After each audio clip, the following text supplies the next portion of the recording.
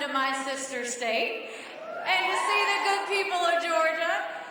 But we have somebody kind of cool that's here with us as well, and he has lost his voice. So I will tell you, the interesting thing is, when you work hard and you fight hard, sometimes these things happen. And so when these things happen, what do? You call your friends. And when you call your friends, it's a dangerous thing when you say, will you speak for me? Because you know what I think Marco would say if he could talk? My ears aren't big.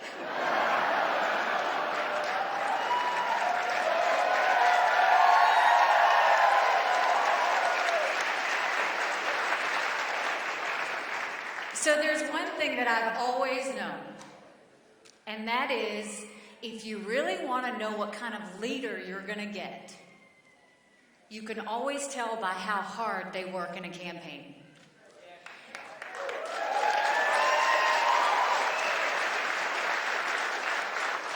The fact that he's doing 5 events a day to touch as many people as he can, and when he gets up and he says, I don't have a voice, but he knows we've got thousands of people out here in Georgia and says, I'm going anyway, that's someone who's fighting all the way till the end.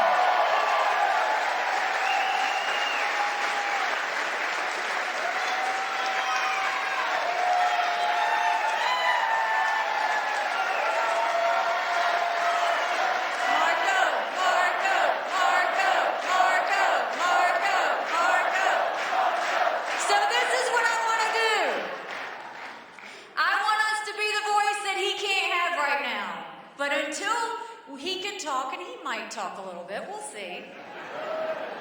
I want to tell you a little bit about why I am for Marco.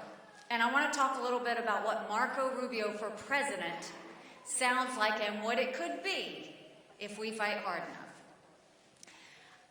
I am the daughter of Indian parents that reminded my brothers, my sister, and me every day how blessed we were to live in this country.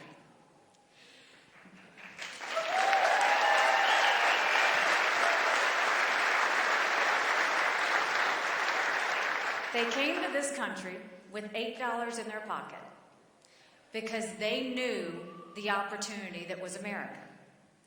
And they knew that in America, they could make a better life for their children. My mother, she was a lawyer and would have been one of the first female judges in India. But they didn't allow women to be judges, and she wasn't able to do it. Yet when she came to this country, 6 years ago, she got to watch her daughter become the first female governor of the state of South Carolina.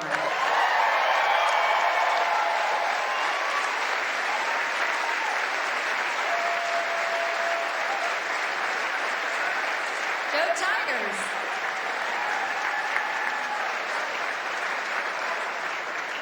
I know what my parents wanted for us. I know what I want for my children. First and foremost, I want a president that's going to keep my children safe.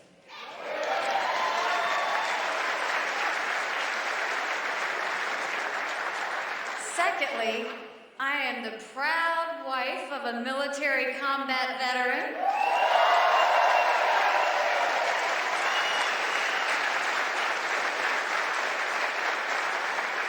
I know the worries that military families go through. And let me tell you something that Marco goes around and says all the time. We have the smallest and oldest Air Force that we've ever had in the history of our country. We have the smallest Army since World War II. We have the smallest and oldest Navy in the last 100 years. Do you know what that does to military spouses like me? It means when you call my husband to go fight, you're not going to have his back. I want a president like Marco Rubio that will have the backs of our military officers when they go overseas.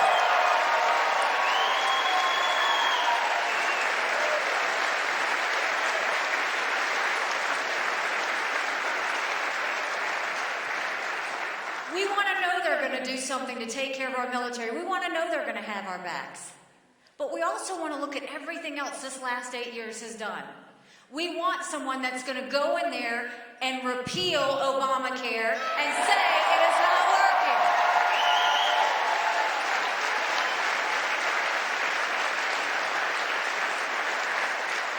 We want a president that understands the importance of these Supreme Court nominations and say we're not going to put a moderate in there, we're going to put a conservative in there.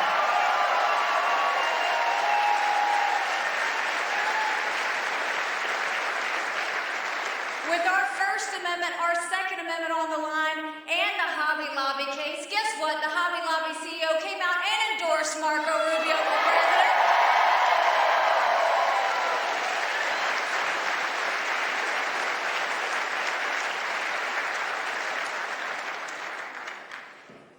And then there's some other people that are running in the race. But let's talk about this. Because I want to talk about the reality of the race. You know, when there's other contenders out there, we have to acknowledge them. First of all, I appreciate the sacrifice of anyone that decides to run for president.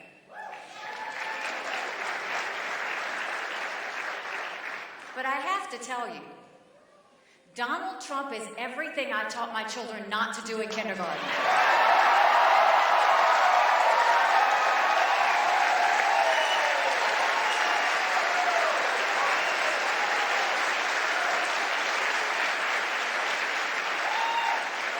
Taught my two little ones, you don't lie and make things up. I taught my two little ones that you don't push people around and just tell them what you think should happen. And I told my two little ones to do exactly what Marco Rubio did in the last debate. When a bully hits you, you hit that bully right back.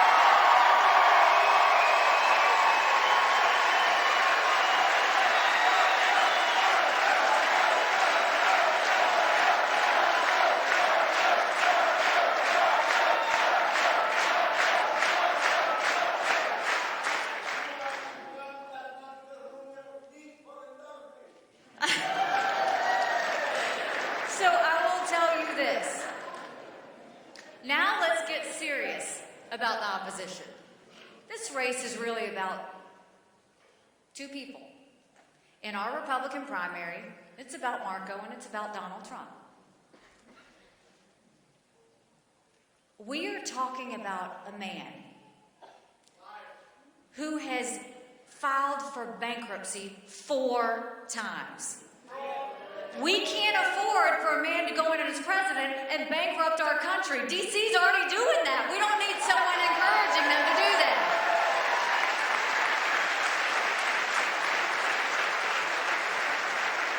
Donald Trump is one that goes after project after project after project. We've seen it with Trump vodka. We've seen it with Trump mortgage. We've seen it with all of his Trump endeavors. And right now, he's being sued for fraud with Trump University. Every single one of them has failed. And now he wants to run for president. This is not a game. We're not a project. This is the best country in the world fighting for the truth and value of what makes us great.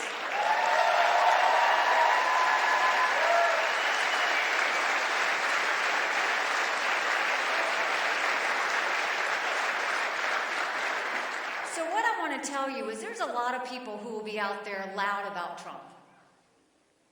But the one thing that I want you to remember, that I came from South Carolina to Georgia to tell you, is South Carolina went through a terrible tragedy last year. And the KKK came to South Carolina from out of state to protest on our state house grounds. We saw and looked at true hate in the eyes last year in Charleston. I will not stop until we fight a man that chooses not to disavow the KKK. That is not a part of our party. That's not who we want as president. We will not allow that in our country.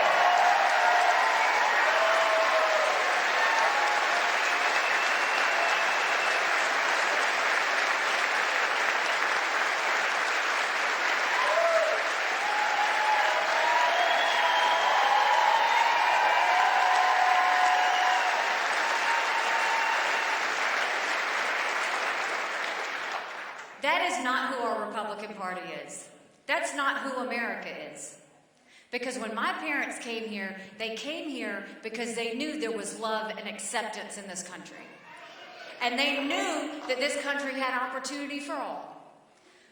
So ladies and gentlemen, I will tell you that when it was time for me to endorse, I wanted someone who had true leadership and courage to do everything we needed to do to self-correct America. I wanted someone with true passion that would fight till the bitter end, even if it meant losing his voice and showing up anyway.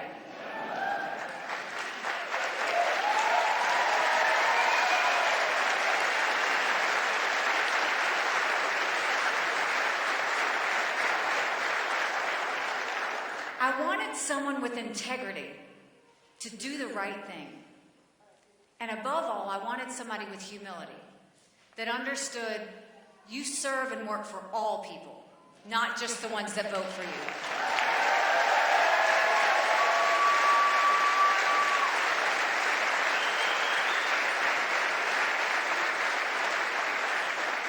So where do we go from here?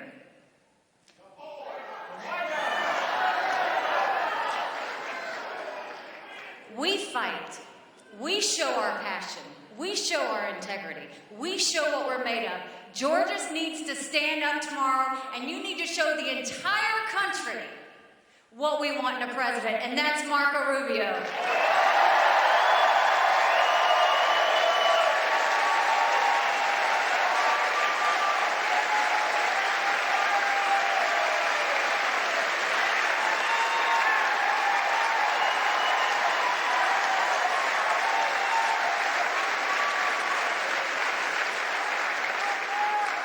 We have two presidential candidates right now that are under investigation. Hillary Trump, that could be something.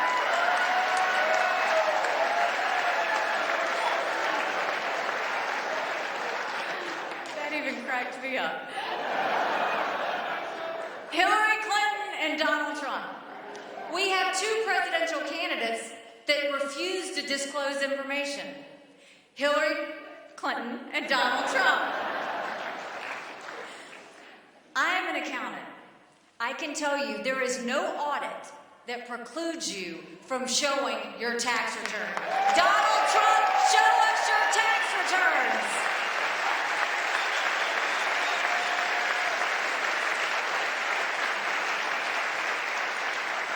So in closing, I'm going to say this. I know what my parents wanted for me. I know what I want for my children. I know what all of you want for your families. We know the sacrifice that our parents gave for us. We know the sacrifice that our grandparents gave for us. We know the sacrifice of every generation who wanted better for their next. This is our chance to do for them what they did for us. And so I know that if we can go out and we can fight and we can show the people of America that we do want to be great, but we are going to make sure, as I always say, it's a great day in South Carolina. I want you to go out and tell 10 people that you're voting for Marco Rubio tomorrow.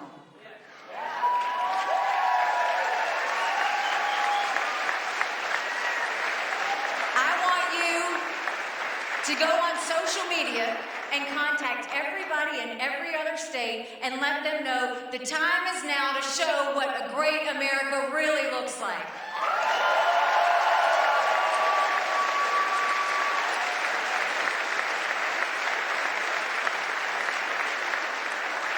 Let's show our fight. Let's show our passion. It's a great day every day in South Carolina. It's a great day today in Georgia. It will be a great day in America with Marco Rubio as president. Ladies and gentlemen, Marco Rubio! She's great. Wow.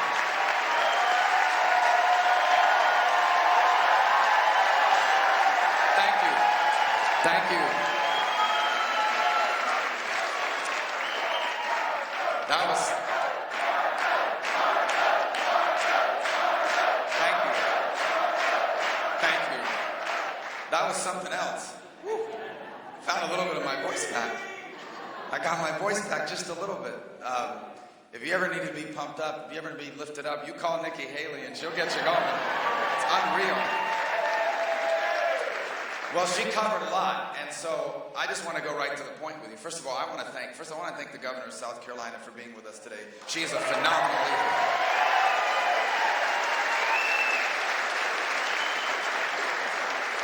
If you want to know what the Republican Party should be about, if you want to know what the conservative movement should be about, if you want to know what the party of Lincoln and Reagan should always be about, you should look at Nikki Haley. That is what our party is about.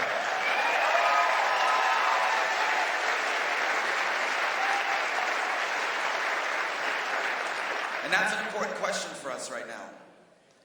It's an important question for us as conservatives, as Republicans, and as Americans. You'll have a choice to make tomorrow, and you'll have a choice to make in November. In November, you will get to choose what kind of country America is going to be in the 21st century. Tomorrow, you're going to get to choose what kind of party are we going to be in the 21st century.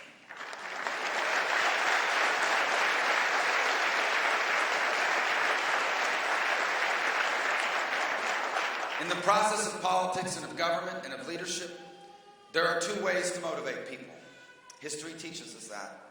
One way is to appeal to anger and fear, to go to the darkest parts of people's lives and convince them that they not only have a right to be angry, but they have a right to be fearful, and it is time to go out there and blame it on someone else, that it's go out there and take the attack on someone else. It's a powerful motivator. And I want you to know lessons of history. There has never been a great movement in human history that has been led by anger and by fear. Never.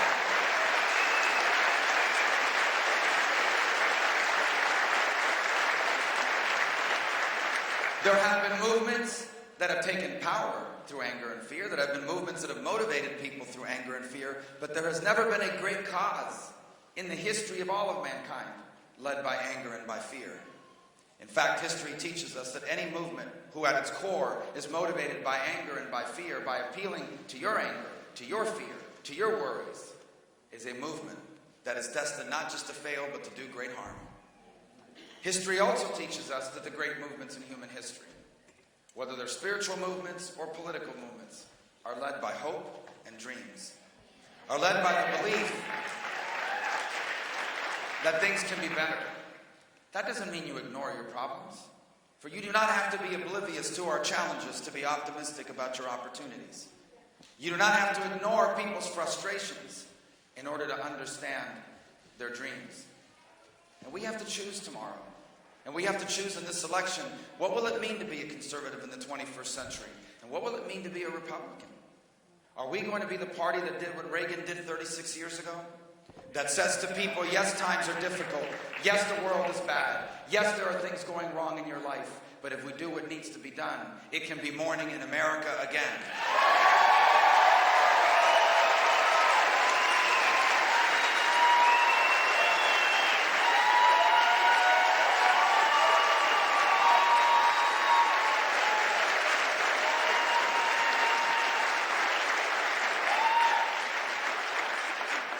The truth is that today Donald Trump leads in many polls and has won already many delegates. And if it is to be believed, he will do very well tomorrow as well, according to the experts and the pundits. In the end, it's up to you. It's not up to them.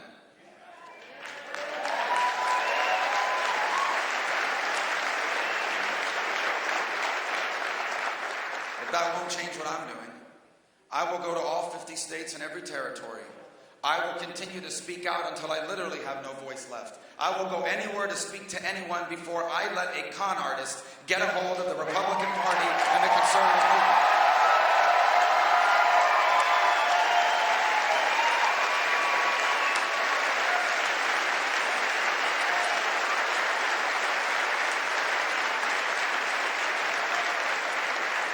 And I suppose I could sit here today and hurl insults, personal insults against him because he's done that the whole campaign. Okay, I've done it like a couple times lately, but I'm not.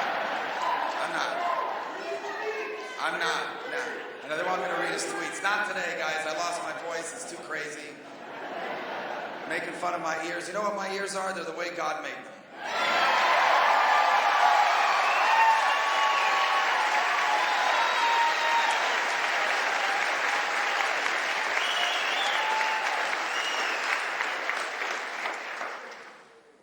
motivated me the other night when I got to the debate was two things. I wasn't standing up for myself, because in the end, this is politics.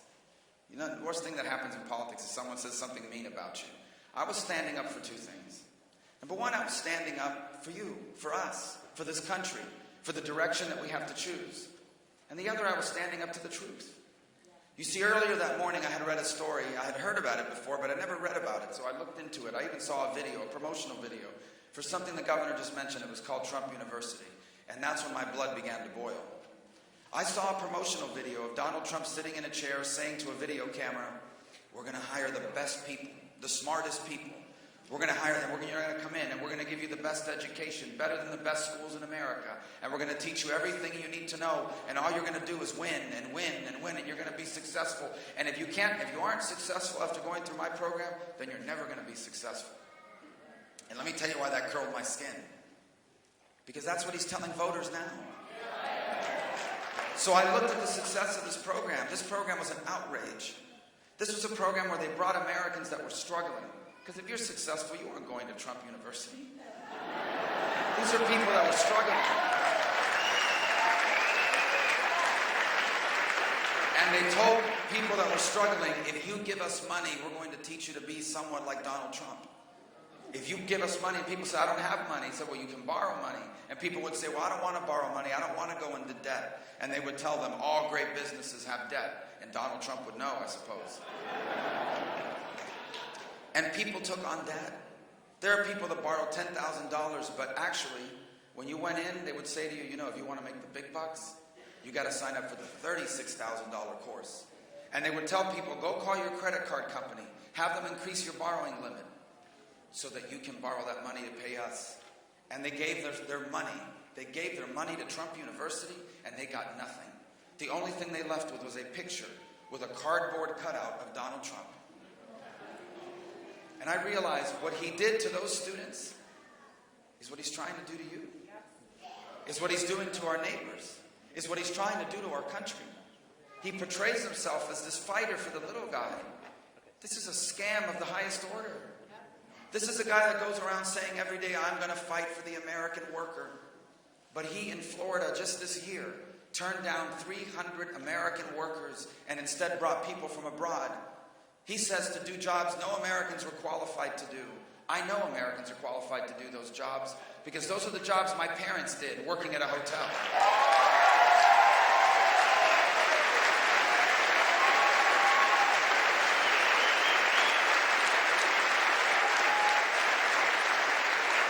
And he says, "I'm going to take on China, and I'm going to take on Mexico, and there you're going to bring back those jobs." But he doesn't tell you that all that clothes that says Donald J. Trump on it, it's not just tacky. It's made in China and in Mexico.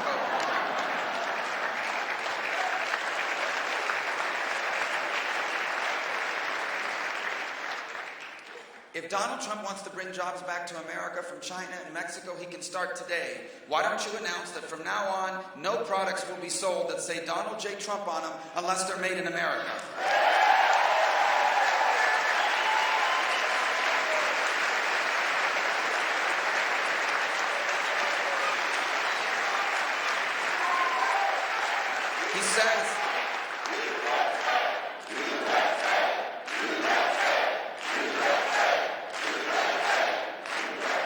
He says, he's Mr. Anti-illegal immigration. Then why did you hire all of those workers from Poland illegally?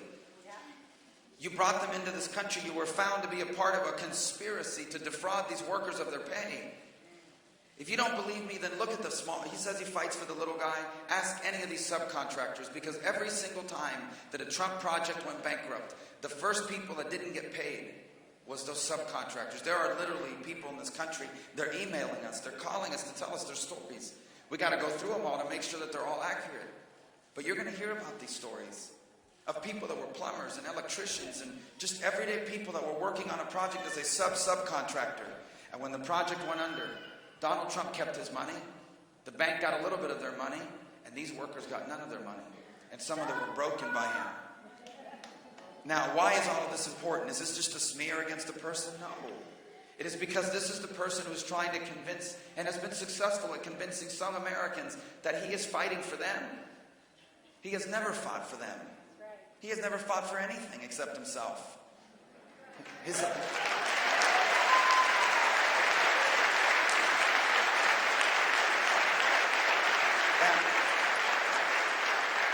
If this was just a business thing, it would be annoying. But what he's asking you to do is to make him the President of the United States of America.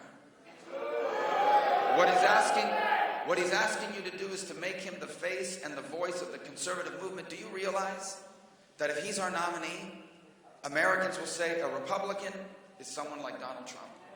A conservative means Donald Trump. We are going to lose a generation of voters and a generation of Americans, most of whom want to be nothing like Donald Trump.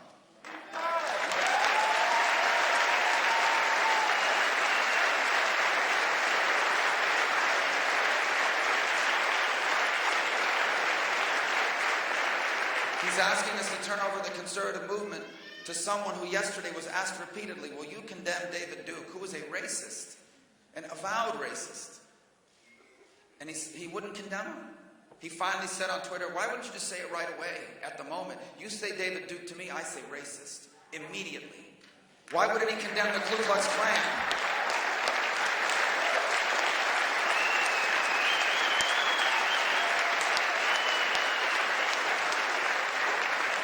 There is no room in the conservative movement, and there is no room in the Republican Party for members of the Ku Klux Klan or for racists like David Duke.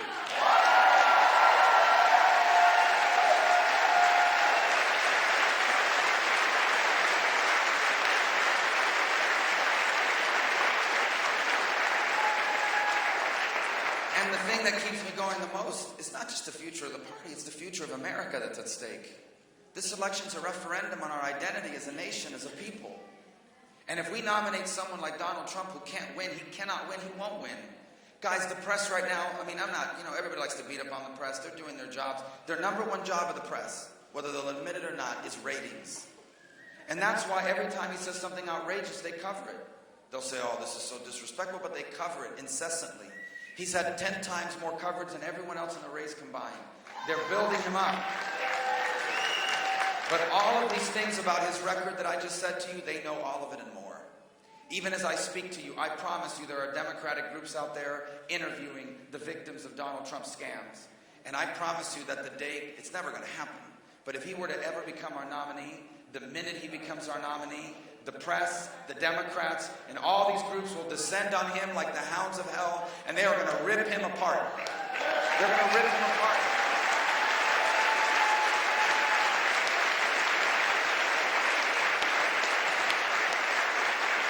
Honestly, you know our country, you know your neighbors, you know your family, and you know your friends. Do you really believe that they're going to vote for someone who refuses to disavow the Ku Klux Klan?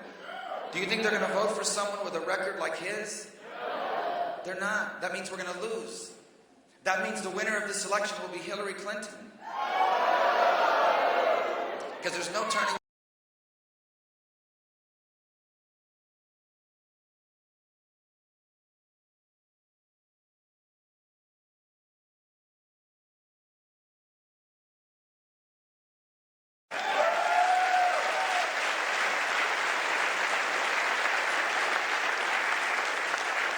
But they said to me, this is like someone who marries someone their parents hate just to get back at their parents.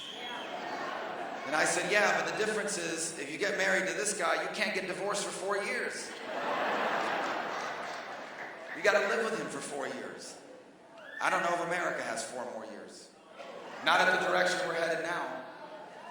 And if we lose this election, and we will if Donald Trump is the nominee,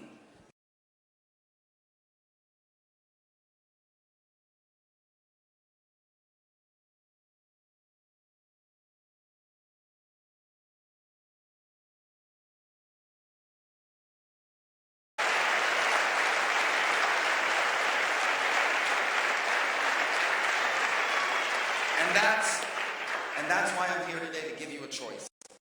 It's still not too late. It's still not too late to get this right.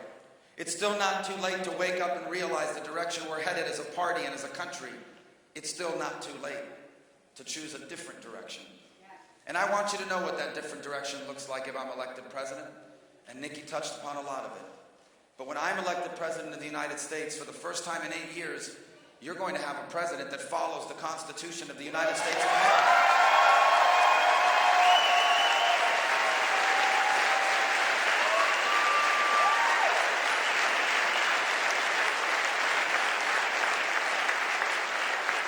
Not a president that ignores it like Barack Obama. Not a president like Donald Trump, who says if he's president, he wants to change the First Amendment so that make it easier to sue people that say things he doesn't like.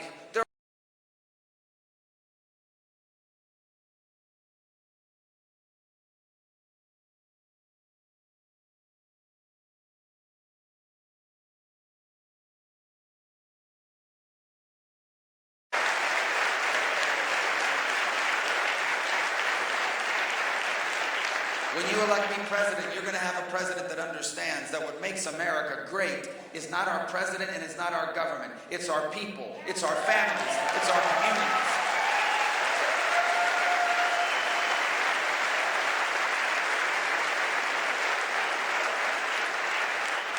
When I take the oath of office, unlike Barack Obama, I will actually mean it. And that means on my first day in office, I will immediately repeal every single one of Barack Obama's unconstitutional executive orders.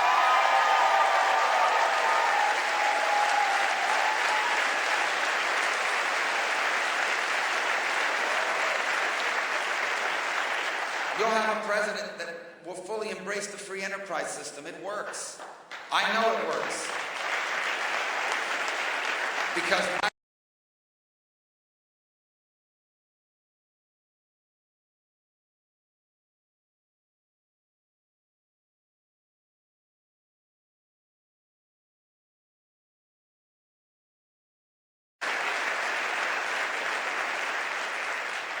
the American economy is not a real estate deal or a scam. The American economy is not run by the president or the government. It's run by our people, and we have to make it easier for them. And I have shown the voters I have given the voters what you deserve. Real ideas. Not talking points, not platitudes, not slogans. Real ideas.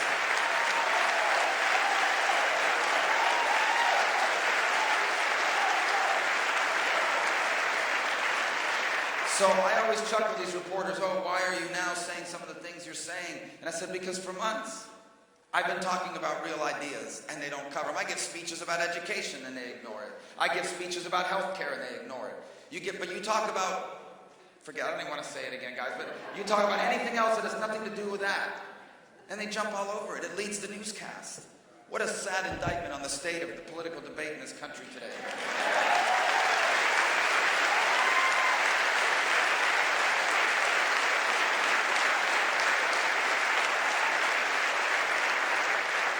So from time to time, I'll still read the mean tweets. But I will never stop talking about the ideas you deserve to have. They're on my website. You should go on it now. Well, not now, when you're done. MarcoRubio.com, and you'll see we have a real plan to fix our tax code. We have a real plan to roll back regulations. We have a real plan to save Social Security and Medicare. We have a real plan to balance our budget. One of the most embarrassing moments in the last debate is when Donald Trump was asked about the debt, and he said, we're going to get rid of all the fraud, waste, and abuse. There is a lot of fraud, waste, and abuse, and yet our debt is so big, even if you got rid of all of it, it wouldn't even make a dent. And instead of pressing him on it, they moved on to the next question. This has happened for far too long. The consequences are too high. You deserve a real plan to deal with the debt. I have a real plan to deal with the debt, and you can see it on our website. We're going to fully utilize all of our energy resources when I'm President of the United States of America.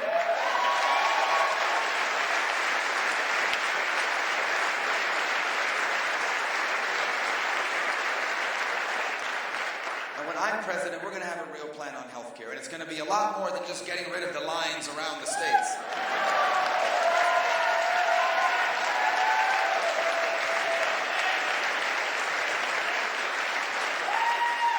That happened in the debate, yeah. Well, I'm going to get rid of the lines around the states, the lines around the states, the lines around the states. When I did it, it was a catastrophe. When he did it, oh, he's on message.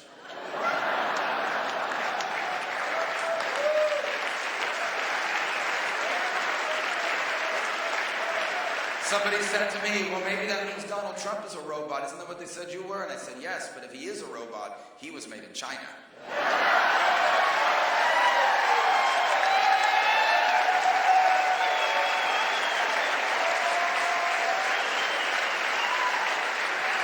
I have a real plan on health care, and that's why I can tell you this with certainty. When I am President of the United States, we will repeal and we will replace Obamacare.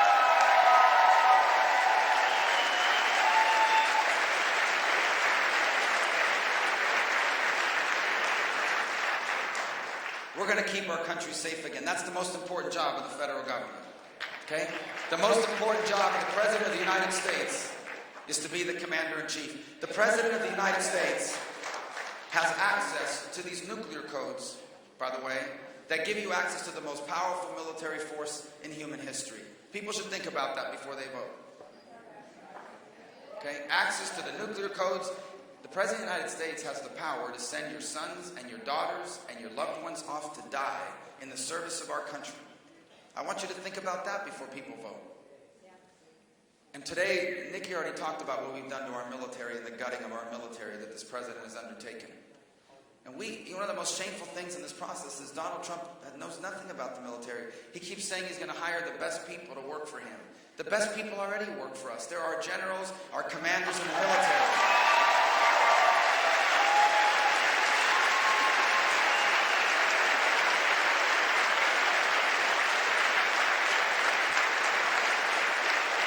And by the way, if he knew anything about this, he would know that you can put the best people in the world in a room, and they're going to give you conflicting opinions.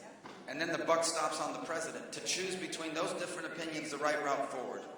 And this guy has zero understanding of anything serious when it comes to defense or foreign policy. And this is not an issue you can take a course in at Trump University.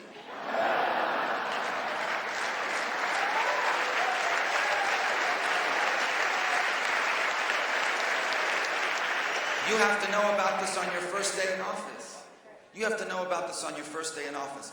We cannot elect as President of the United States a man who believes that the nuclear triad is a punk rock group from the 1980s.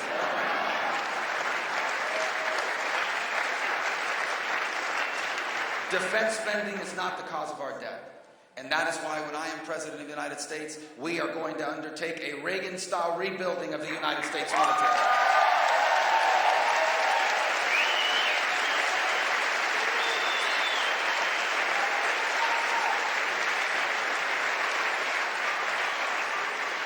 We're going to have a real war on terror. A real war on terror is not talking tough.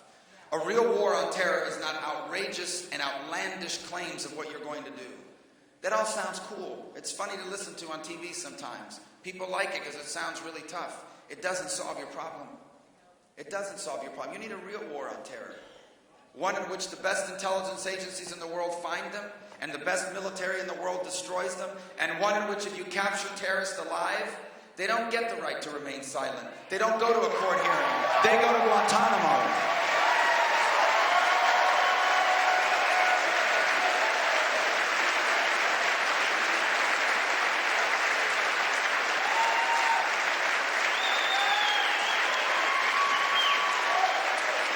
When I'm president, we're going to have a foreign policy of moral clarity again, which means we're allies to our allies, and to our enemies don't dare test us. Donald Trump thinks that Vladimir Putin is a fascinating man. He thinks they're going to get along very well. Let me tell you something. Vladimir Putin is a calculated political figure, but he's a proven killer. This guy poisoned people with radioactive material. He ordered people to be poisoned. I mean, this guy's, he's not a game. He's not some real estate developer from across the country you're doing a deal with. Okay, this is a guy that's sowing instability in the Middle East and in Europe. This is a guy who provided weapons to shoot down that Malaysian aircraft over Ukraine. This guy's not playing around. He will take advantage of Donald Trump or anyone who's not prepared for that position. And I'm going to tell you one of the most outrageous things that's happened over the last 8 years. How this president has undermined our alliance with Israel.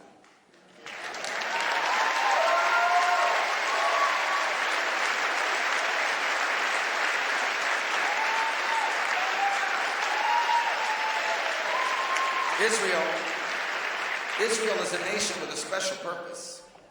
Israel is not just another country. Israel was created as a homeland for the Jewish people after the Holocaust.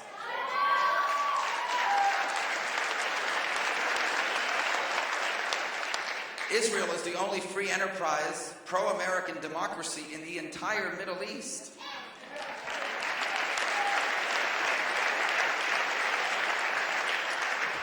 When Donald Trump was asked, are you going to take sides between Israel and its enemies? He said, no, I'm going to be neutral because I want to be able to work out a deal. Let me tell you guys something. When I'm president, we are going to take sides. We are going to be on Israel's side.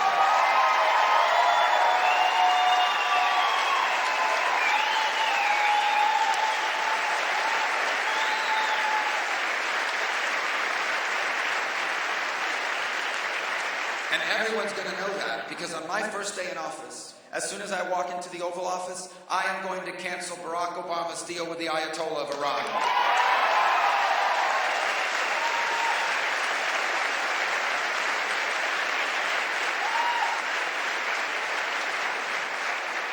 We're going to take care of our veterans, not use them as a prop, which is what way too many politicians do.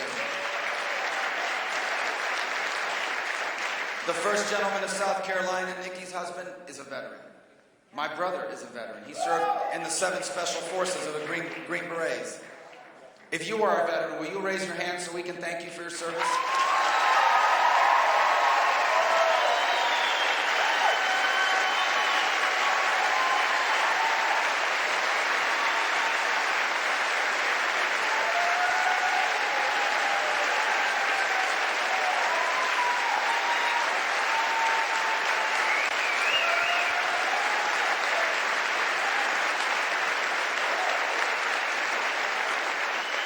Everyone running for office says that. I've done it. Listen, Bernie Sanders and I don't. Thank you. We need to support you. Bernie Sanders and I do not agree on many things. He's a socialist. I am not. But we work together on something that we could agree on, and that is that if you work at the VA and you're a senior executive and you're not doing a good job, we should have the power to fire you. And we passed it.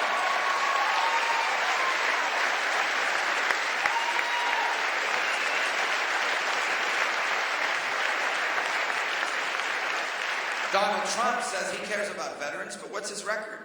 I'll tell you his record. His record was that he asked the city of New York to evict homeless veterans because they were a nuisance in front of Trump Towers. That's his record. His record is when he skipped a debate in Iowa, he said he was doing an event to raise money for veterans groups.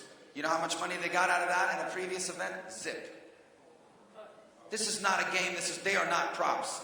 We are going to take care of our veterans. When I'm president of the United States, veterans, they're good people at the VA. And if they're doing a good job, we thank them. But if you're not doing a good job when I'm president, you will be fired from your job at the VA.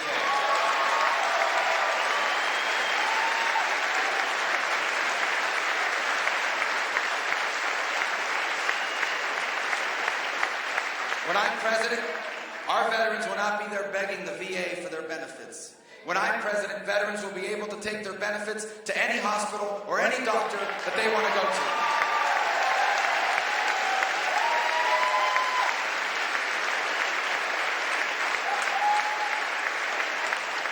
By the way, I was in Virginia last night, all day. We had 5 stops there, 4 stops there. And we were reminded that many of our veterans do not just stop serving when they come home. If you go to any fire station in America, you're going to meet veterans. If you go to any police department in America, you're going to meet veterans. And yesterday or the day before, a couple days ago in Virginia, there were 3 police officers shot. One of them was on her first day on the job. She was a Marine reservist. And she died on her first day on the job, and she was a veteran. Blue lives matter. Not only do they matter, not only do blue lives matter,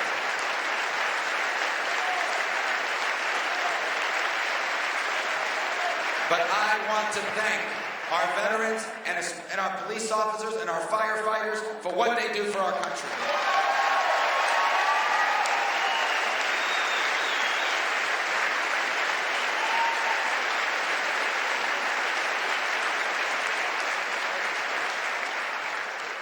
And that is why the stakes are so high. These are just a sampling of the issues before our country. If we get these wrong, because we lost the election, because we nominated someone who has no idea what they're going to do about it, because we elect someone whose views on these issues are diametrically opposed to where we need to go as a country, then I can just tell you that I honestly believe that our children are going to be the first Americans that inherit a diminished country. That's never happened in the 200-year history of America. But I'm running for president not because I'm worried about the future, but because I'm hopeful about it. Because I know our government is messed up. I know our government has a lot of problems. I know that our leaders, in many instances, are not the best and are not doing the best. But I know that America is not a government. America is a country, a nation, made up of its people. We have a government, but our government doesn't define us. Our people do. I know that this morning people across this country got up and went to work, and they took their families to school. And they'll come home tonight and raise those kids and feed them, and they'll go and start businesses, and this weekend they'll volunteer in their charities or communities, and they give hours and money to their churches. I know that people all across this country are touching lives, one life at a time. I know there are people out there that aren't waiting for the government to tell them to do it. If they see someone in need of help, they provide it directly themselves.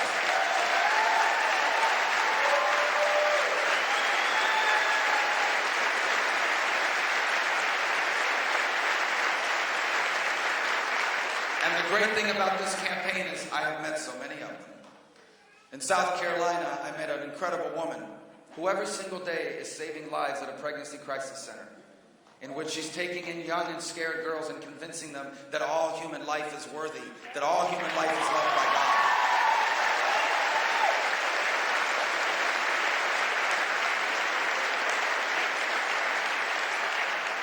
I know people in Miami, Florida, who are taking care of homeless veterans, not through a government grant, but out of their own pockets. And they're not wealthy people doing this. You know why we do this? It's not because the law tells us we have to do it. We do it because this is a nation that's been shaped by our Judeo-Christian values. Because this is a nation that was founded on the belief that our rights come from an all-powerful and ever-living God.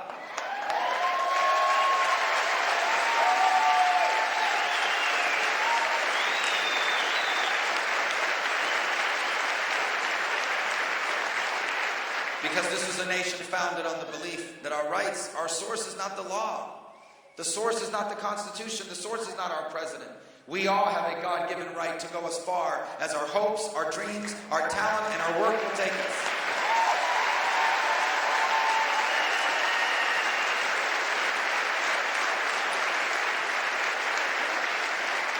This is what makes us special. This is what makes us different. And I know it because I've lived it. Because like Nikki's parents, mine came here from another country, and they came here with nothing. My parents had no advanced education of any sort. My father started working when he was 9 years of age. He never went back to school. He worked 70 years of his life, for the next 70 years of his life. When they got to this country, they didn't know anyone. The first words they learned in English were, "I'm looking for work." They sacrificed. They were discouraged when they first got here, but they persevered. And the miracle of America changed their life and the course of our family's history. Less than a decade after my parents came here with nothing, my father was just a bartender at a hotel, but he was able to buy his first home, their first home. My parents never became rich or famous people, but they were very successful people. Because after arriving here with nothing, they raised a family, they retired with dignity, and most important of all for them, they lived to see all four of their children live a life better than their own.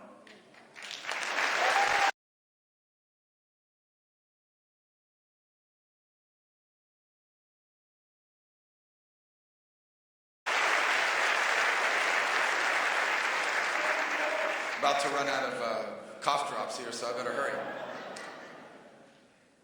I tell you that story not just so you know more about me. I tell you that story so you remember who we are. For the story I just told you is not just mine, it's ours. The vast majority of you I've never met in person. I don't know your personal stories, but I know that you're Americans. And because you are Americans, I know that everyone in this room is probably just a generation or two removed from a story not unlike my own.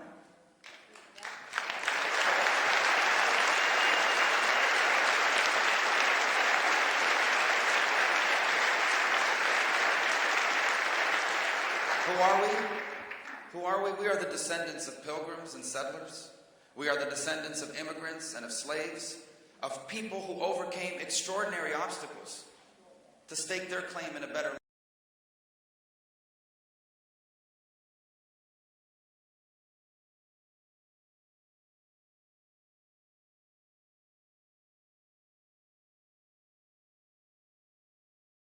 worship. The blood that runs in our American veins is the blood of a go-getter. Is the blood of someone who refused to accept the limitations of the old world.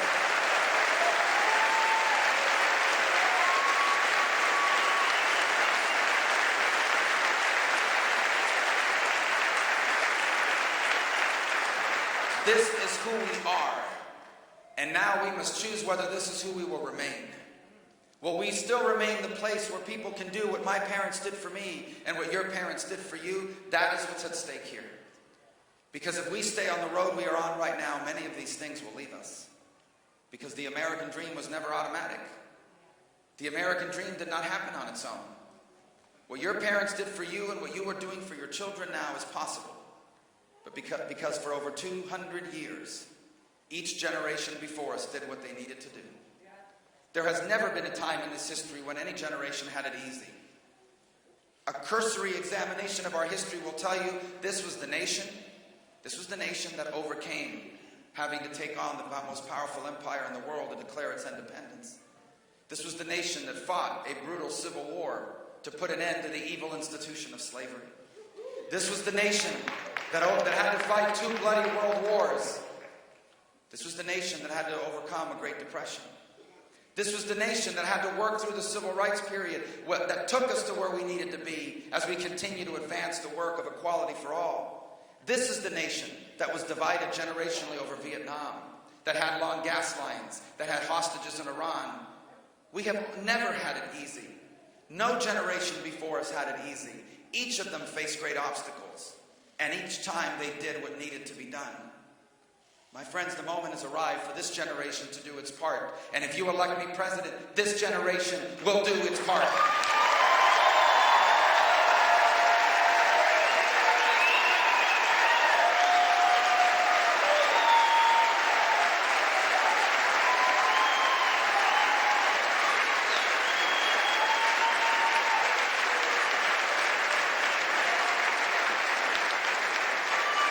If you elect me president, you will have a president that will never pit you against each other on purpose. You will have a president that will never ask you to hate another group of Americans so I can win an election.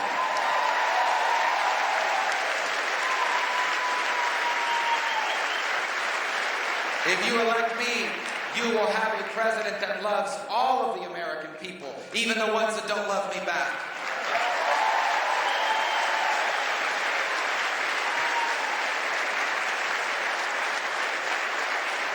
If you elect me, we will confront our challenges. We will embrace our opportunities because our opportunities are real. The 21st century is made for America. It is about innovation, and we are the most innovative people in the world. It's about productivity and competition. We are the most productive workers on this planet. We are the biggest dreamers and the hardest workers. The 21st century is there for us, but we must shape it and we must do it now, and when I'm president, we will.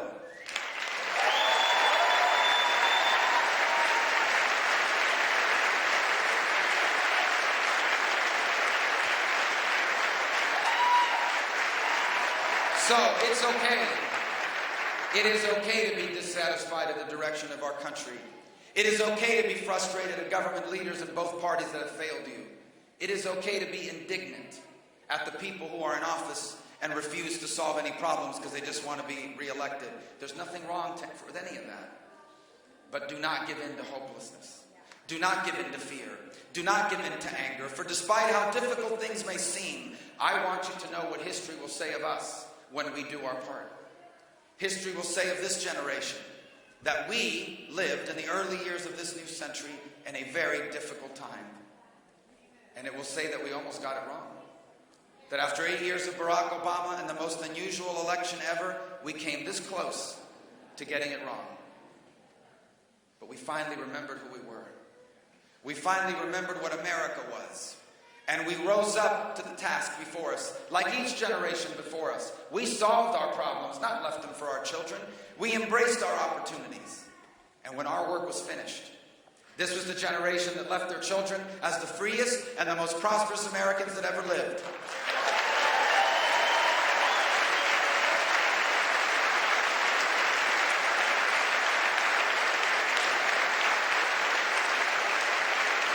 This was the generation that didn't just save the American dream. This generation expanded it until it reached more people and changed more lives than ever before.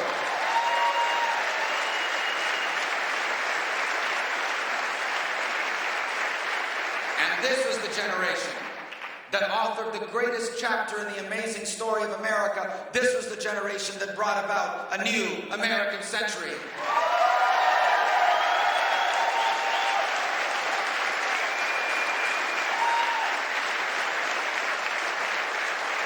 So I am here once more before I leave. I don't know where I'm going next, but I'm going, I think, Arkansas, and then Oklahoma.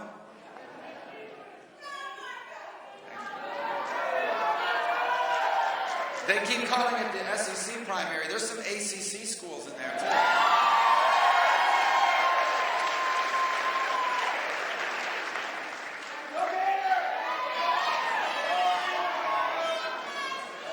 This is Georgia Tech Town, right? No? Listen. All right, enough. Go Gators. I was, one of our last events in South Carolina was at Clemson. We finished pretty strong there. You know why? Because I said something that wasn't probably true, but I told the people there, listen, vote for me because everybody else on the ballot, they rooted for Alabama in the national championship. I'm asking you to vote for me tomorrow. I'm asking you to go out and find more people. You have friends you can still influence, who perhaps have been taken in by what's happening around them, by all this noise, by all this idea that they're going to vote for a strong leader. And I asked them this question. Name me a single great leader in human history that looks anything like what Donald Trump is showing himself to be now. Name me a single great leader in human history that is saying the things, doing the things, or acting the way he's acting now. This is not what we can turn over this country to or our party. So I ask you, go out there and let your friends know that tomorrow is an important day. And in November as well. Because friends don't let friends vote for socialists like Bernie Sanders.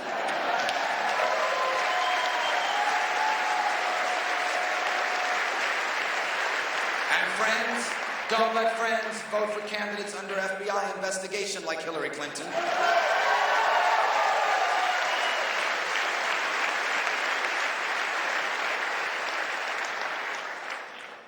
And friends don't let friends vote for con artists.